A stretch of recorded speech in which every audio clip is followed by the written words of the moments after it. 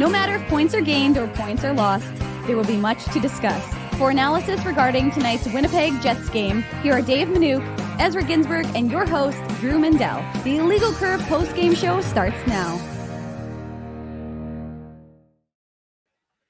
Good evening, Winnipeg. Good evening, Manitoba. For all those joining us live this evening on our YouTube channel and all of our social media platforms, we say good evening, universe, and welcome to the Illegal Curve post-game show. Game number 80 in the books for the Winnipeg Jets. It's a 4-0 victory on home ice against the Philadelphia Flyers. Neither team with anything to play for, but the three of us always have something to play for, and that's you, our loyal viewing and listening audience.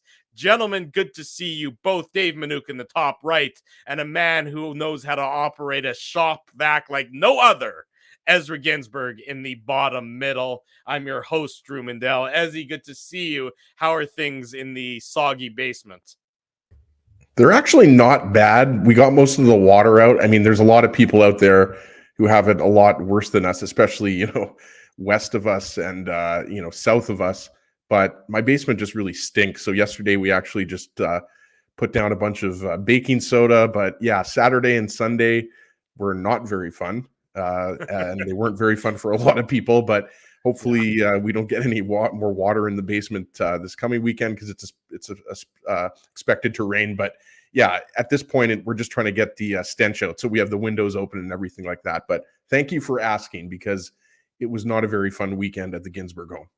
No, I do not wish that upon anyone. Least of all my worst enemy, and you don't fall into that category. So yes, I'm glad to hear that. But I'm like your third worst enemy, or yeah, like I mean, I'm like the Nixon of Illegal Curve. I have an enemies list, but it frequently changes. And the scene from Billy Madison, with if you want to go back to that, the Adam Sandler, Steve Buscemi. Yes, exactly. Steve Buscemi. Yeah. I'm glad I was nice to that guy, or whatever the line exactly. Just don't start putting lipstick on, Drew. That's all I ask. Hey, look, we got to do something for the next couple games to make it interesting. That would certainly we might have to put lipstick on that game, boys. That would add a little bit of color to the game. Certainly. Dave M., good to see you. How are things with your head on fire? Furiously working, Drew. Furiously working, trying to get some stuff out, trying to get the socials done on illegalcurve.com. The Instagram, I'm failing miserably. It's kind of like Ezzy, but in our commercial, of course, not in life. Just I was going to say that was a bit of a harsh comment. I didn't know where that one came from. If you pay attention to our commercials, Drew, maybe you need to listen with everybody else in the chat to our commerals, then you would know what Drew write the commercials. Drew doesn't remember what Drew did 5 minutes ago. So yeah, commercials, I definitely, that was a little bit of a subtle line, though. I mean, now that you mentioned it, I know what you're talking about. Okay, well, I mean, I listen to the commercials because I think they're important, of course. Anyways, what the point is, I tried to get as much of the website up to date as I could. Lots happening, of course, Drew and Ezzy. I mean, I was walking into Canada Life. I just finished parking. I looked at my phone, and of course, I see Jet signed Chaz Lucius, and I was like, oh boy. And I'm like furiously trying to get up post. And I had an inkling. I had someone give me a little heads up that there might be something, a doings of transpiring with Lucius. And he wasn't too particularly pleased, I've been told, with what was going on in Minnesota. So I wasn't terribly shocked that this happened. But, like I said, it still was noteworthy and newsworthy, and trying to get it up on illegalcurve.com as soon as I could. Did so. And then, of course, walked into the building to watch a heck of a hockey game. or as I kept saying to the guys in the press box beside me, riveting, just riveting. It certainly was not the most interesting of hockey games that we've ever watched. Very much what I think is going to be like Sunday's game between the Jets and the Kraken, two teams going nowhere. At least Friday's game against the Flames. Not that the Flames have much to play for, but it might be maybe marginally more interesting. But if you want to look at the by the way, if you think the Flames are sending anything more than a C squad, it's going to be an exhibition game for the Flames at least. They're not taking any risks. It certainly will be an exhibition. Dave, I'm trying to look at the bright side of things here. You got to throw me a little bit of a bone, and I guess the bright side for the Jets, aside from the score, we've talked about him all year. He's been a main topic of conversation. Eric Comrie, 35 saves for his first career NHL shutout, no matter what else happens in the course of his NHL career. And I would say the trajectory is pointing upwards in that regard. He's got an NHL shutout under his belt, and they cannot take that away from him. So very good. Good for him. We've talked about just how nice of a young man Eric Comrie is. So it was you don't cheer for an outcome, you cheer for people sometimes. And when it was that power play in the last couple minutes of the game, I was definitely cheering for Eric Comrie to keep the shutout going. Yeah, he really deserved that, right? And yeah, that power play at the end, like you could tell Josh Morrissey, like he really wouldn't have cared, right? Because they had the 3-0 lead. I think it was 3-0 at that point. It was, the empty netter from Connor came after, right? But you could tell he was like, why did I do that, right? But Comrie that's kind of like, the cherry on top of the season, right? Because heading into the season, some people had question marks, and I don't want to pat a legal curve I do want to pat a legal curve on the back, because we all three of us were saying this prior to the season starting. That's right, pat the IC logo. I'm trying to figure out how to pat a legal curve on the bat. It's like, no, you do the Barry Horowitz. You do this just like we always do. But I mean, he's had a great season. He probably hasn't played as many games as some people would like. I mean, I would have liked to see, especially, when the Jets were in the meat of that schedule in March. What did they have, 16 games or 17 games in March? I probably would have liked to see Comrie get, 1 or 2 more starts at the very least, right? But yeah, I mean, he made 35 saves. It obviously wasn't, the hardest shutout of his career. And as you mentioned, he had to come up, pretty big on a couple of power plays that the Flyers had. But yeah, just a great guy. We're lucky to have him on the show a bunch of times going back to the TSN 1290 days. And that, all the guys on the ice and all the guys in the locker room are going to be super happy for Comrie. Yes, exactly right. You could see the celebration. You could see the joy in Eric Comrie's face and in his teammates. Nice to see them. For what's been a terrible year for the Jets. Nice to see at least some good things happening that they can celebrate as this season comes to an end on Sunday when it finally wraps up in that game against the Kraken. Let's get into the Betway game recap of tonight's Jets Flyers game. It's brought to you, of course, by our friends at Betway, one of the most trusted voices in sports betting, both in Canada and all around the world. Betway is the sports betting app that puts you, the customer, at the forefront, with a large selection of betting options and sports, as well as strong promotions and fair odds. What are you waiting for? Head on over to Betway and bet your way. Must be 19 years or older to play. Please play responsibly. Winnipeg Jets opened the scoring in tonight's contest at the 5:23 mark of the first period. It's a power play goal. Pierre-Luc Dubois' 28th of the year, assist Kyle Connor and Josh Morrissey. This game certainly was not an intense game between these two teams. And this goal by Dubois was sort of emblematic of the lack of intensity, as he just sort of walks out from the goal line completely unaccosted and just sort of shoots the puck, and it somehow goes through Felix Sandstrom, not Sandstorm, Felix Sandstrom, the Flyers goaltender, to give the Jets a 1-0 lead, as he. Yeah, it's also not former LA Kings forward Thomas Sandstrom, right? Either, Drew. I don't know if you were thinking of back in the day. Sandstrom was a pretty good player. If you remember, I want to say I don't think he had a 50-goal year, but I want to say he had like maybe a 40-goal year. I'd have to hockey DB that, but yeah, I mean, you're watching that power play, and I'm pretty sure it was 10 seconds in that Dubois scored. But, he wins the faceoff, gets it back to Morrissey. Connor and Dubois are playing kind of catch there, right? And Dubois is in a familiar position to the left of Sandstrom. And you're right. I mean, it's just kind of the old spinorama.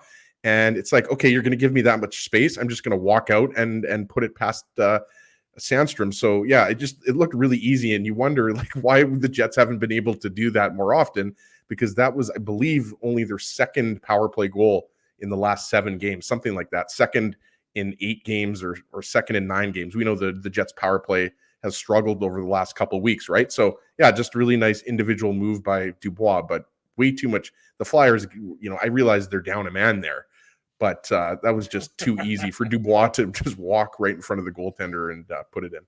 It certainly was, Dave. I mean, it wasn't pretty, it wasn't flashy, it was effective, but boy, it left a lot lacking from the Flyers' perspective, I would say. Yeah, and I think it was somewhat emblematic of the game, as you attested to, Drew, just a few minutes ago, Drew. I think, the reaction, it was kind of like, oh, the Jets scored. Like, the crowd almost was like, oh, okay, like, sure. And it wasn't a lot of emotion, in that game. And, of course, I wasn't expecting it.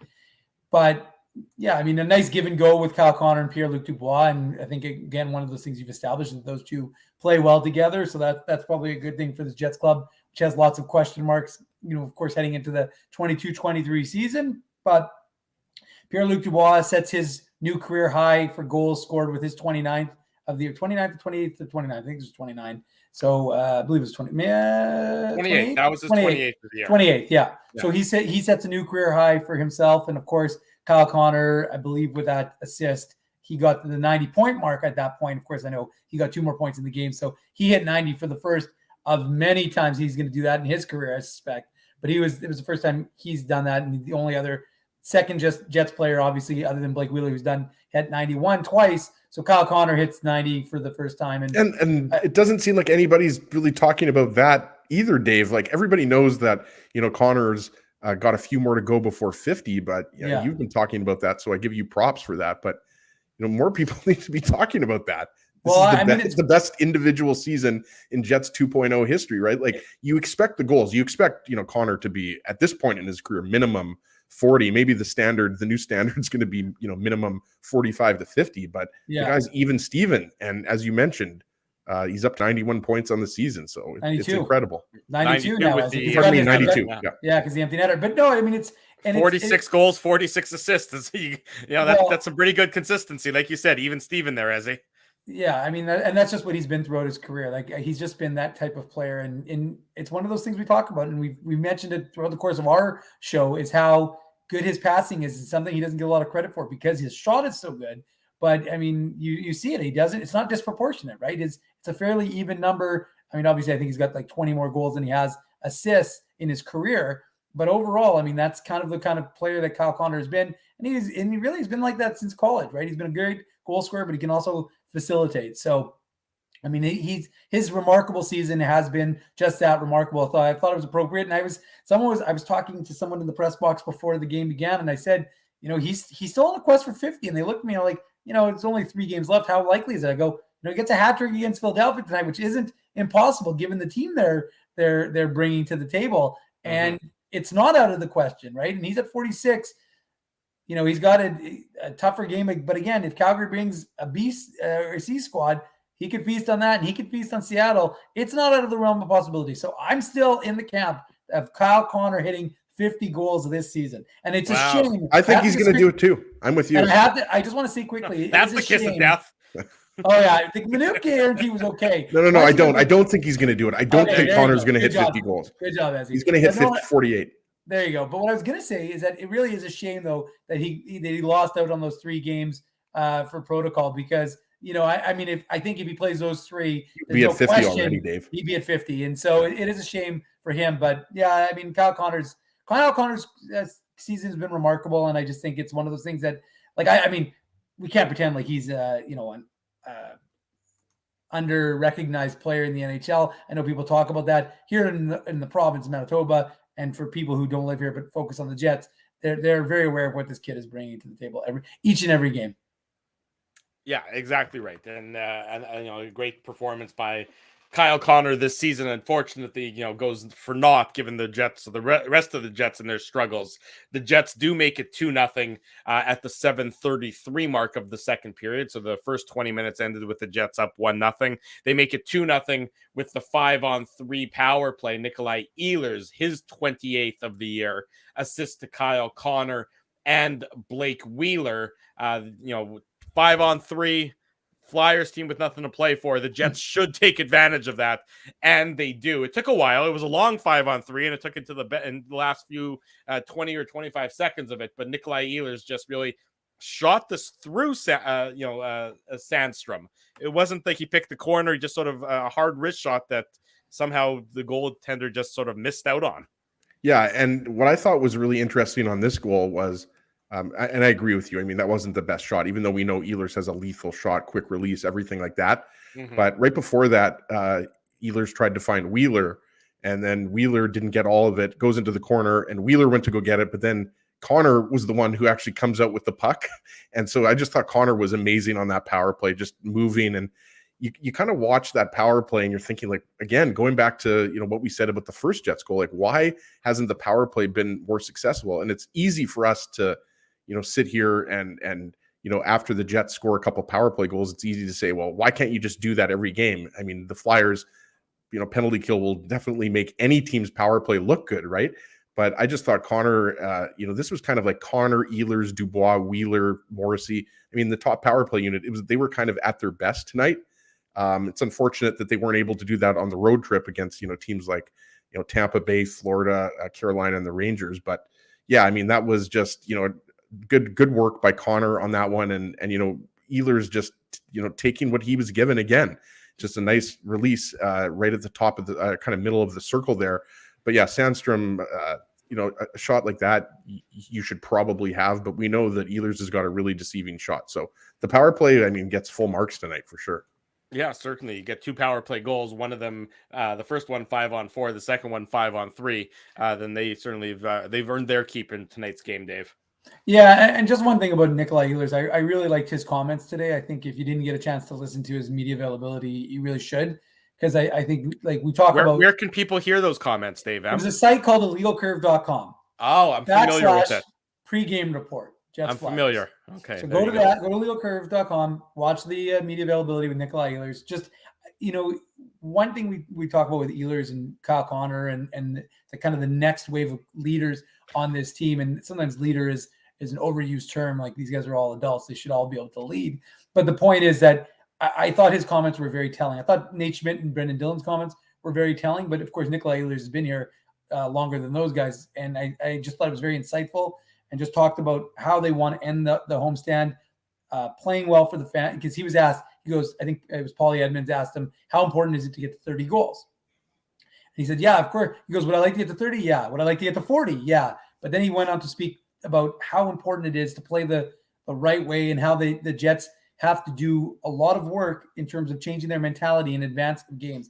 I just thought his comments were very interesting. And again, I know we're going to talk probably more maybe after the break and more on Saturday's show about those types of comments, but from a player like Nikolai Ehlers, I thought they were very insightful. So I would definitely give it a listen. And I just thought he did it again. Like, this is the kind of guy who you can build a team around. He's one of those key components, for a Jets club that is looking to retool Calgary-esque, if you will. And Ehlers, from what he's saying off the ice and for what he's doing on it, he's one of those players you build around.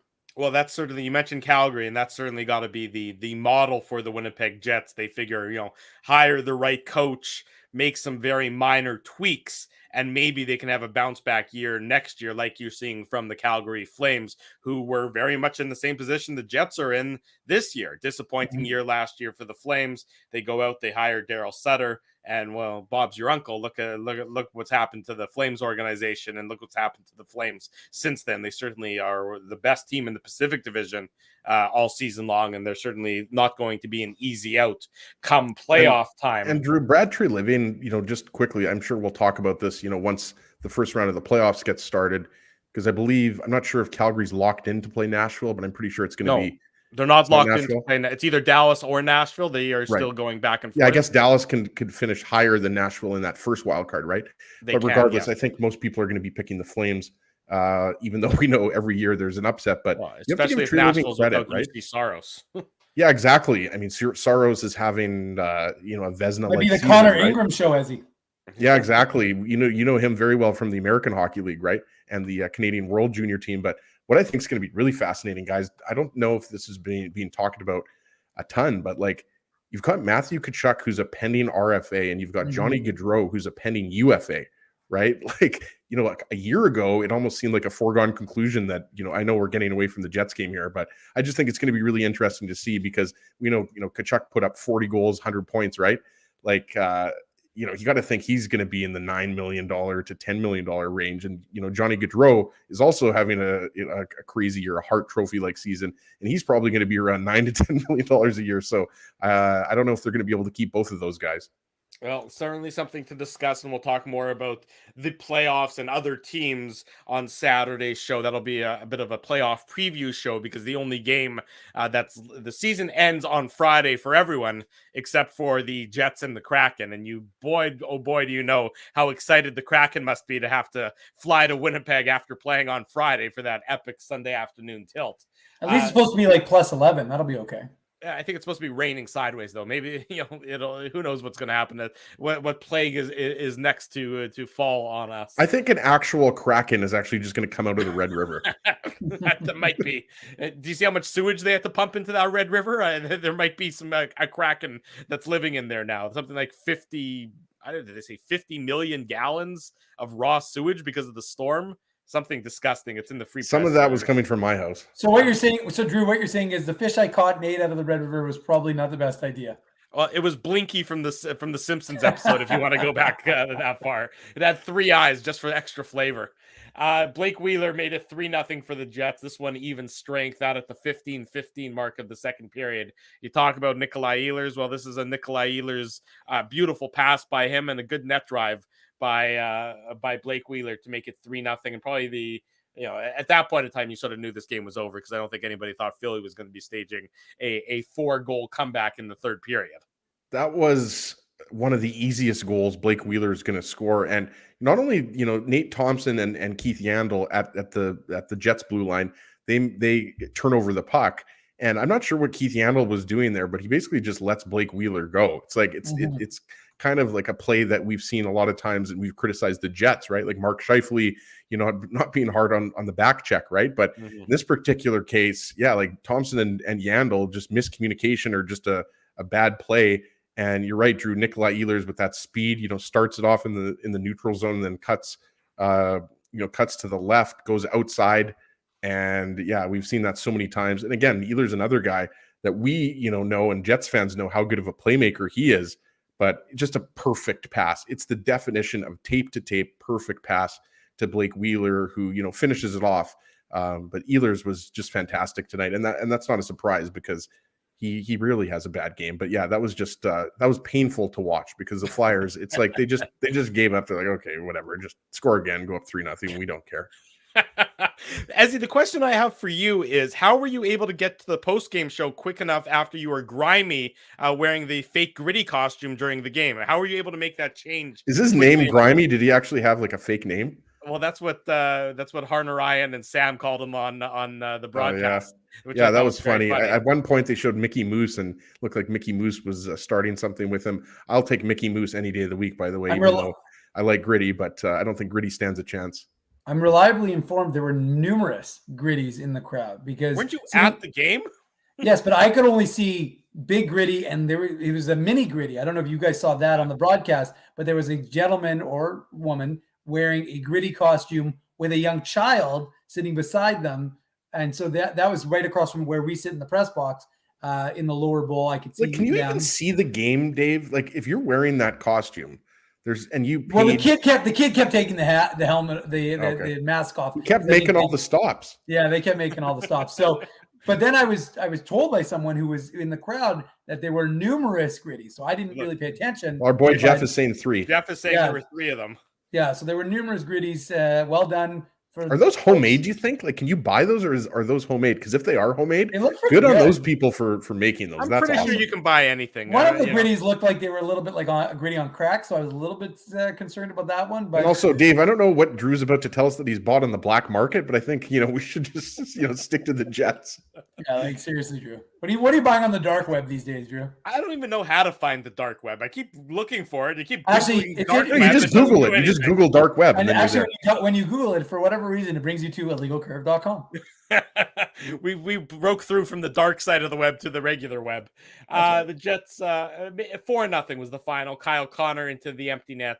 That's his 46th. That coming at the 19:22 mark of the third period. The Flyers can we get, sorry, Drew, I was just going to say, can we get how fast he was skating?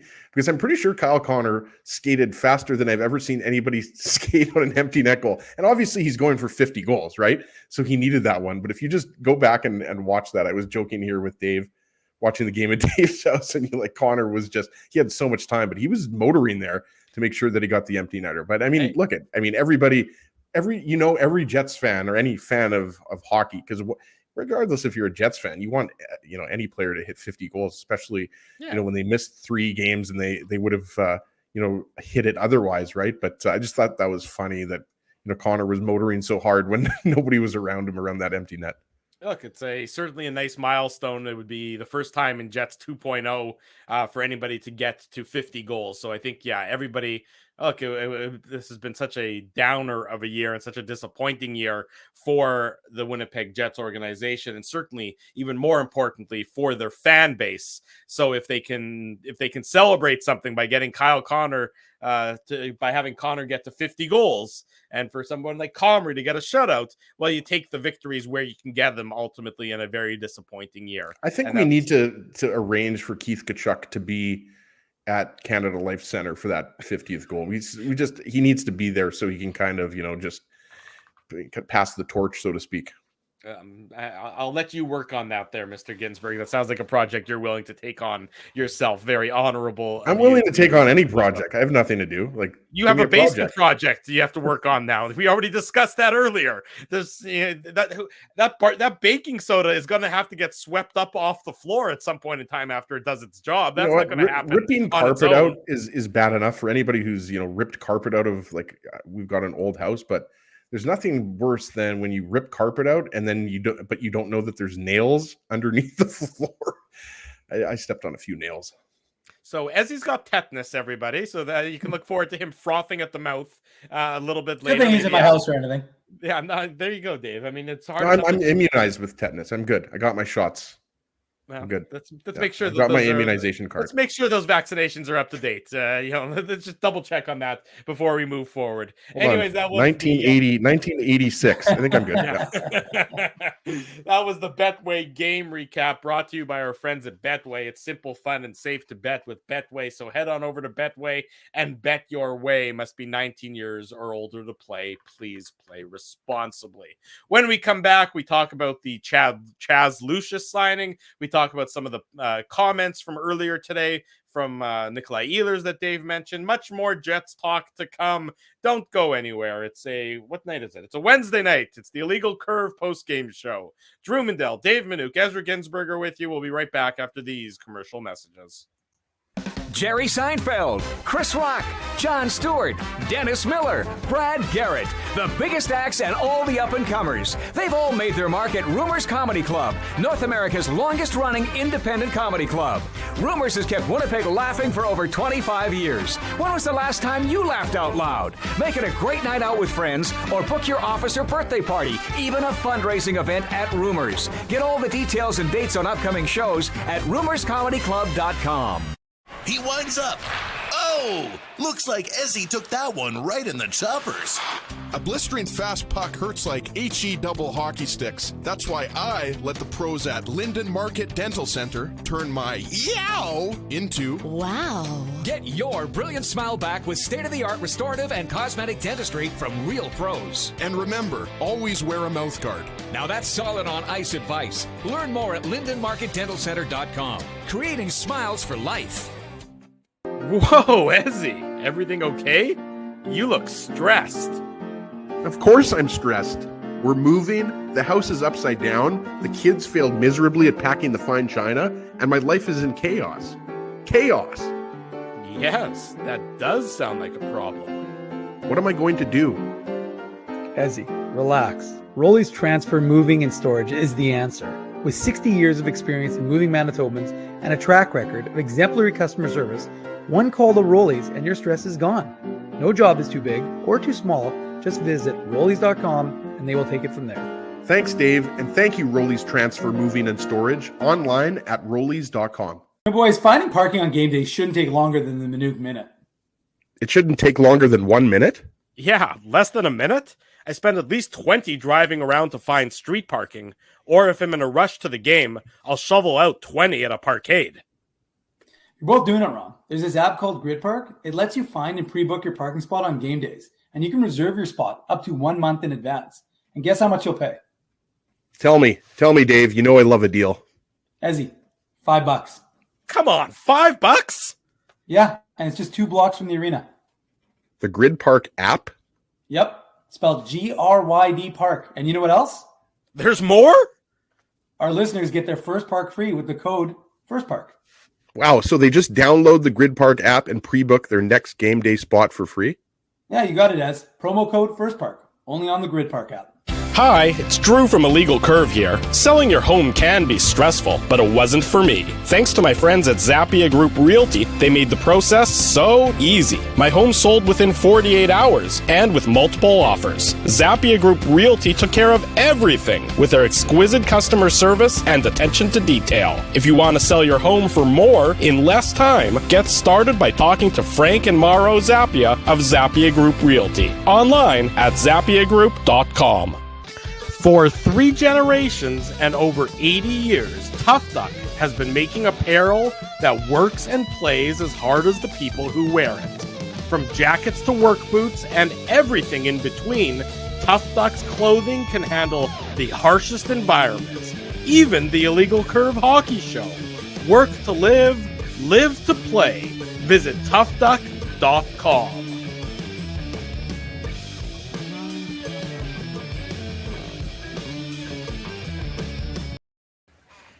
9:45 Wednesday evening. Welcome back to the Illegal Curve post-game show. Drew Mandel, Dave Manouk, Ezra Ginsburg with you. Quick update from Prince Albert.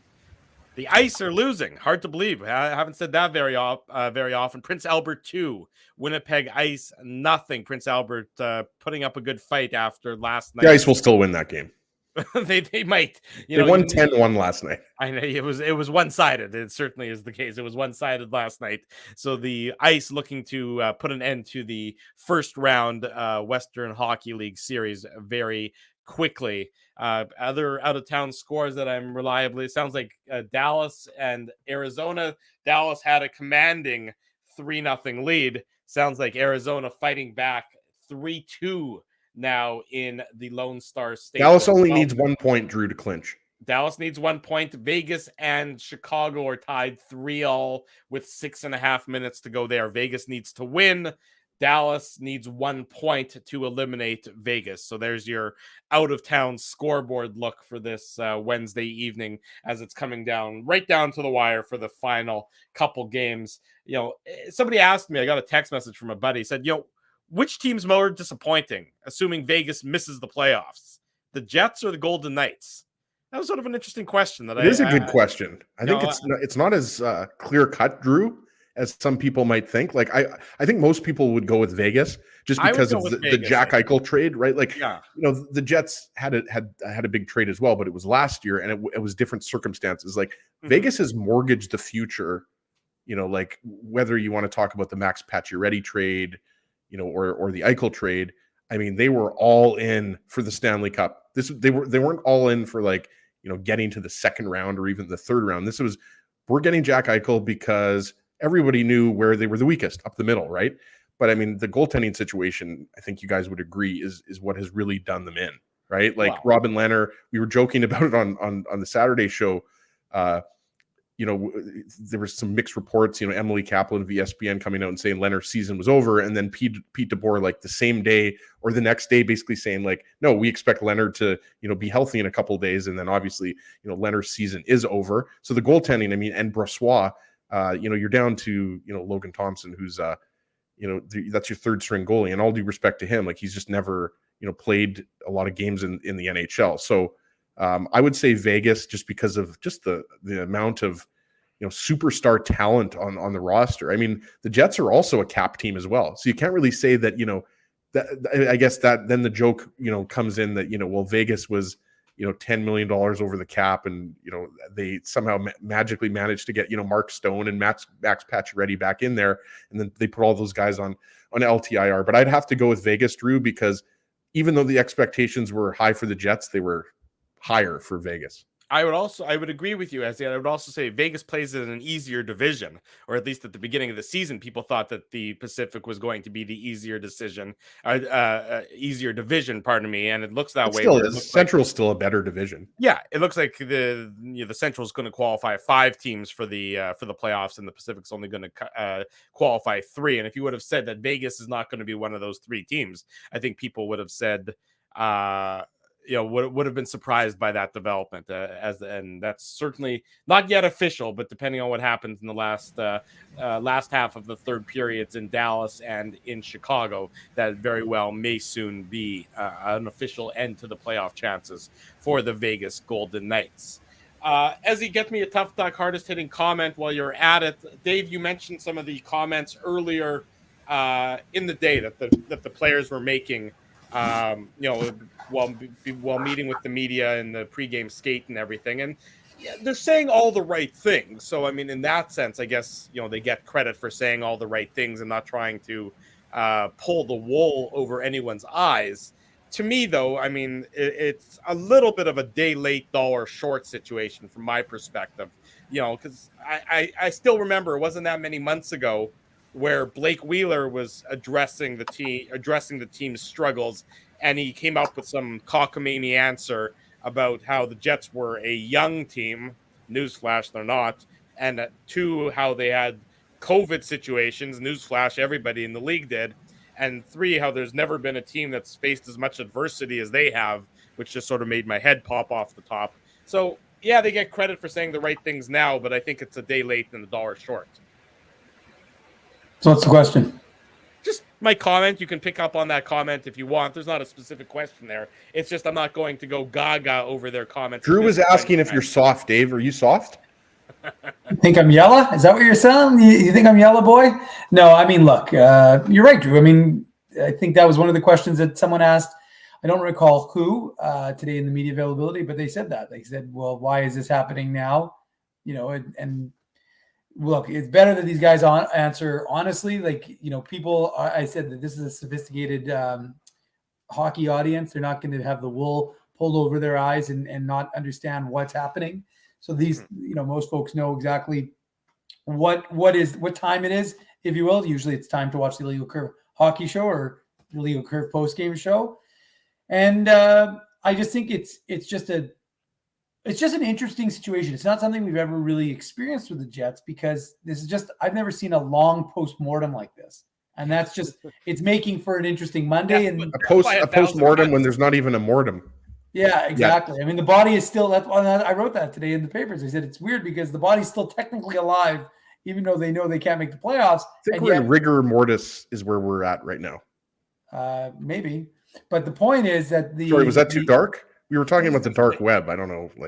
No, that's fair. If we see Ezzy come around, Dave, if you see Ezzy with embalming fluid in your house, it might be time to ask him to leave. Sure. So, we know that the clean out day, whatever you want to call it, is final day of media availability is expected to be Monday after the game on Sunday. We'll most likely be doing a show Monday night. So set your clocks, set your timers, set your schedules. We want everyone there. We want a big crowd. Monday night is our expect. We don't have it set 100%. So I'm dropping this on Ezzy and Drew a little bit, but we're hoping to have something for you guys sometime next week, but hopefully Monday. Have you consulted with my agent? No. Because I'm your agent, so it's all Dave, good. let me check my schedule. I know you're available. I'm free. Yeah, there we go. So the fact is that we'll be able to cover that a little bit in depth, and that'll be good times just to put a bow on the season. Maybe not such a nice bow on this season, but we'll be able to wrap it up with everyone on Monday, and then of course we'll still be doing our Saturday show. So there's still going to be plenty of Illegal Curve content, and of course the Moose will still be in the playoffs. Speaking of the Moose, Drew, hang on. You got to give me a little bit of a heads up there. I wasn't ready. Get ready, Gary. Put on your antlers. It's time for the Minuk Moose Minute on the Illegal Curve Hockey Show.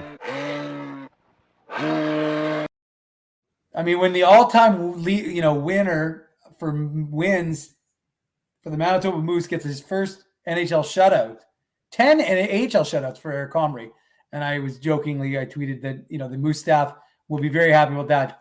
And then subsequently a lot of texts. We are very happy about this. But it's not a surprise. I mean, he is so well regarded within that organization. I mean, obviously the same organization, but so huge kudos to Eric Comrie. And speaking of the Moose have 2 more games left. They're playing tomorrow night, final series against the Abbotsford Canucks. That starts tomorrow night at 7:00, and then Saturday at 2:00. We have 4 tickets to give away for Saturday's game. So I don't really like giving away 4 tickets anymore. I think, I'd rather give 2 and 2. So if you want to go to Saturday's game, amazing seats, the Illegal Curve Zone, right behind the glass, the visitors bench. They are incredible seats. You get to see the game up close and personal, and you can maybe I make a little Illegal Curve sign. We'll get Jonathan, the Moose photographer. He'll get some pictures of you. We'll get you on the screen. I'll talk to the Moose folks, my boy Colin Peterson. We'll get everything. We'll work whatever we met. Dave, is this a Moose game, or are we making like a short film? I think Dave's making promises I'm not sure that he can fulfill. Yeah, I'm not so sure I've got the currency to do that either, but let's just throw it out there. So if you want to go to the Moose game on Saturday, make sure you send me an email, dave@illegalcurve.com. If you want 2 tickets, I'll hook you guys up. And it should be a really good game. Moose aren't really having anything to play for. Moose are locked into the second spot, which they established over the weekend. They'll either play Rockford or Milwaukee, which interestingly enough is going to come down to Friday night when those 2 teams battle out to see which one will be the 3rd place team and which place will be the 4th place team. We don't know when the playoffs are going to start. I know people are already asking me, Darwin, okay, well, you got to send me an email, dave@illegalcurve.com, or slide into my DMs, I see Dave. But we don't know when the playoffs are going to start. The AHL is a little unusual in the sense that it's not a traditional playoffs. Basically, the worst 2 teams from every division are cut out. Then they have a first round. The first round in the Central is 2 teams. It's going to be Texas, who beat the Moose yesterday 4-2, versus either Rockford or Milwaukee. And then the winner of that will go on to play Chicago. And the loser, and the loser is then going to, so the loser plays Texas, and then they'll play Chicago, and then the winner will go on to play the Moose. And that'll be in like a division semifinal, if you will. And so that'll be a best of 5. We don't know exactly when to start, but to that point, we will have tickets to give away for the Moose playoffs as well. So if you want to go to the Moose playoffs, I don't have those tickets to give away, so don't message me yet. But the Moose, and just quickly. See, Dave, you can talk about the tickets, but you don't have the tickets to give away. That's right. It's easy to talk about the tickets, but you actually need to have those tickets to give away. That's a good point. But I just want to quickly now. I've offered the tickets. We've got tickets to give away. I'm not going to go too long, but we do have to talk about some debuts because Daniel Torgerson, the 2020 second rounder of the Jets, he made his Moose debut on the road, as did the 2019 fourth rounder, Henry Nikkinen. I have to say, you might want to watch these guys up close and personal. You don't get too excited for a couple of guys, making their debuts here in North America, but both players are really interesting guys to watch. So I have to tell you, like, Torgerson scored his first AHL goal yesterday early in the game. And I think this Moose club is going to be a lot of fun to watch. And of course they had Wyatt Bongiovanni. He also made his pro debut, the captain of Quinnipiac. He recently signed a ELC. He's on an ATO with the Moose. So a lot of young guys, a lot of young faces. Chaz Lucius, again, who signed tonight. He's got his 3-year ELC with the Jets. That's going to start next year. There was some thought, but the Jets didn't announce that he signed an ATO. So my suspicion is that Chaz Lucius is probably still dealing with the injury that prevented him from playing with Minnesota. So there's a lot of speculation, guys, right? We don't know if Chaz Lucius is going to sign and play them or if he's going to go to Portland and play in the WHL. So there's a lot of options for him, a lot of options. Right. He's going to be talking on Friday. And we'll all be on that. So we'll have that available on illegalcurve.com. And hopefully we're going to have Chaz on our show on Saturday. So we'll see about that. We're going to work out the logistics. Well, and one thing to note too about Chaz Lucius, though, he could in theory play WHL and NHL next year, right? Like you would think that would come at the end of the season, right, Dave? Right. That's exactly right. Yeah. So it doesn't mean he's going to play in the WHL. Yeah. But he can't play. You can't play college and NHL. That's right. In a similar type of fashion. So just something to note, because I don't think we should be penciling Chaz Lucius in as a third liner for the Jets, because he's only 19 years old. I think he's turned 19. So yeah, it's a good sign that he's ready to turn pro and I think this get is closer a sign to playing for the Jets.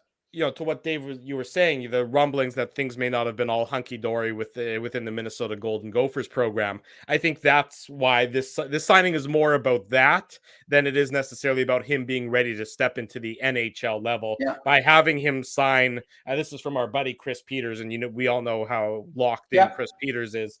With Chaz, I'm reading this verbatim from his Twitter feed, and I think Chris is actually at the under 18s, if I'm not mistaken, right now. Yeah. With Chaz Lucius signing with Winnipeg, they have options. Can start him in the AHL or loan him to WHL Portland. That's the Winterhawks. Latter may end up being the better step at this point. Rumblings for weeks, Lucius was exploring his options, including the transfer portal, which means transferring to a different NCAA team, different school. But he signed instead, giving Winnipeg say in his future, or in the immediate future. So there you go. That's from Chris Peters, which you don't expect to see Chaz Lucius in the Jets lineup to start the year next year, but it's just another sort of stage in his development, especially if he thinks that development was being curtailed to some degree at the Minnesota Golden Gopher, at the college hockey level. That's right. Because it was a bit of a disappointing year for him, injured. And, again, when you're 18 playing college hockey, you don't always step in and have Kyle Connor-esque kinds of seasons. But just remember this. I mean, he's a Minnesota kid. I know he's born in Kansas, but he's a Minnesota kid, grew up. I mean, these guys dream about playing, in that environment, playing for Minnesota, especially an organization like, playing for the Minnesota Gophers. I mean, that's a big thing for a Minnesota guy. So for him to choose to leave that, it like I said, the little birdie in my ear was giving me a heads up that it wasn't all smiles and sunshine over there. And it'd be interesting to see what happens with his brother Cruz, who's also a commit to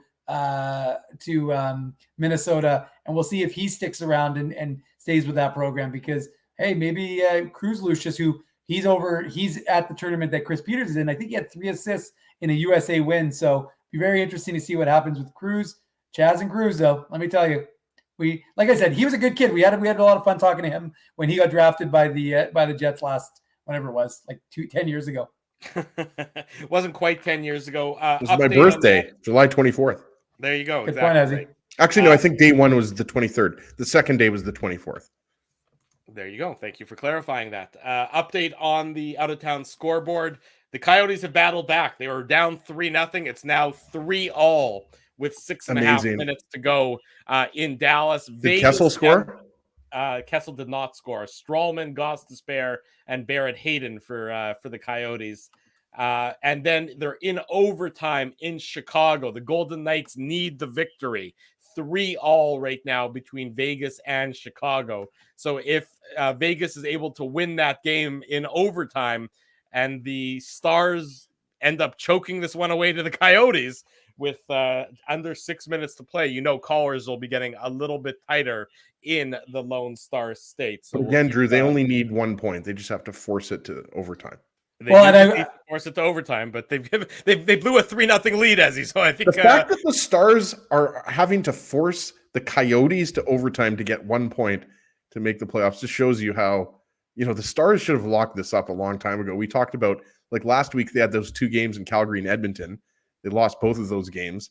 Dallas, they want to take the hard way. It could have been so much easier. They should have had this locked up a long time ago. But well, and it's funny, Ezzy, because of course the Texas Stars clinched a playoff spot with the win yesterday over the Moose.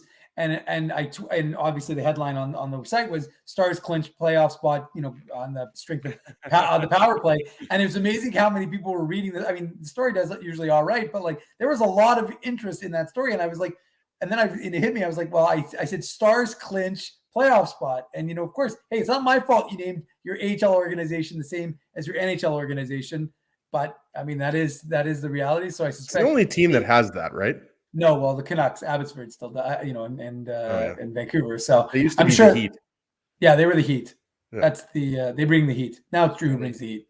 That's what we do here on the Illegal Curve post game show is we bring the heat, and all you people in the audience, the good audience that's joining us both live on YouTube and in the podcast, you feel the heat that we bring on a regular basis here on this program. Ezzy, Tough Duck, hardest hitting comment. Who's getting it tonight?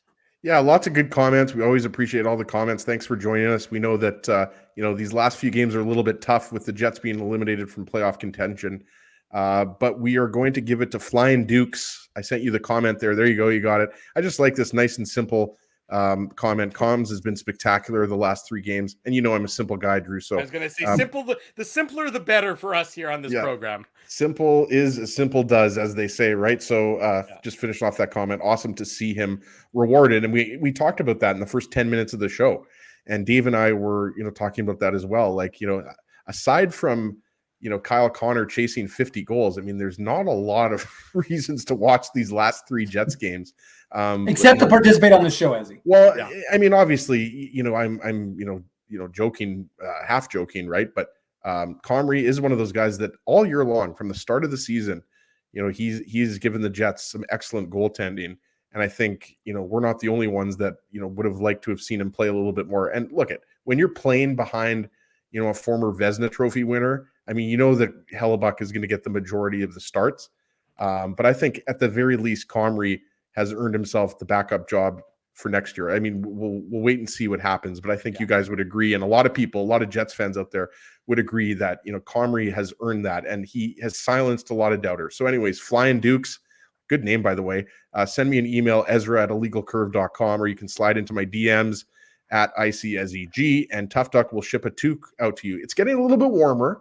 But even if you're not going to wear the toque, I mean, you'll get the toque, at some point next week. But you can always just, put it in the basement for next year, or put it in the closet for next year. I've seen Dave M wear a toque in the dead of summer. You can never. I mean, we're Canadian. You can never have enough toques, right? That's true. You never know when you're going to need a toque. I mean, earlier today I was doing I did like a little, down vest with a toque. Got to keep the head warm. I don't have a lot of hair there, so you can always use a toque. I agree with you entirely there, Mr. Ginsburg.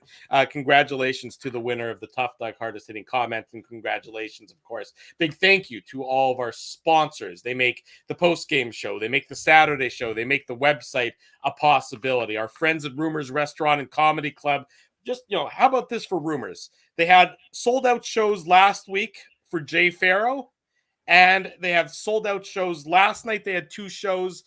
Tonight they have 2 shows, all sold out for Jay of Jay and Silent Bob fame at Rumors. So how about that? Great job to our friends at Rumors. Great job to all the comedy loving folks here in Winnipeg, supporting live comedy, supporting live theater. So really appreciate that. Linden Market Dental Center, Zappia Group Realty, Betway, they're a sponsor of the game recap. Bernstein's Deli, Tough Duck, Boston Pizza, Seagram's, Rolly's Transfer, and Grid Park. Support these fine businesses because of their continued support of Illegal Curve Hockey. 30 seconds to go in Vegas and Chicago. Looks like they might be off to a shootout to keep your playoff chances alive. How about that for a little bit of pressure? Still, what about the shout out to Craig Penner? He's in Thailand and he's watching the show. Pretty awesome. There you go. We have a couple of it. So is John Chan is in Thailand as well. We're huge. Singapore. In Thailand. Singapore. Yeah, he's you're in right. Singapore. Come on. Sorry, John. Sorry, John. But thank you. Apologize in Asia, for God's sakes, with that one. Apologize to both of you, and thank them all, and thank everybody wherever you're watching this show. We've appreciated it all season long. Game number 80. We got 2 games to go. We got a show on Saturday. We're gonna have a garbage bag day show probably coming up on Monday night. We're gonna stuff you in a garbage bag, Drew. There you go. That will work. We got Moose coverage. We got ice coverage. We got it all covered here on Illegal Curve. Both the podcast, the YouTube channel, and of course illegalcurve.com, the website. Thanks to all of you for joining us tonight. Smash the like button if you haven't already done so. Subscribe to the YouTube channel, subscribe to the podcast, tell your friends, tell your family. The best place to be after each and every Winnipeg Jets game, and again on Saturday mornings, is the Illegal Curve YouTube channel. For Dave Manouk, for Ezra Ginsburg, I'm your host, Drew Mandel. Until Friday night at around 9:45 p.m., we wish you good night and good luck, and thanks for watching the Illegal Curve postgame show.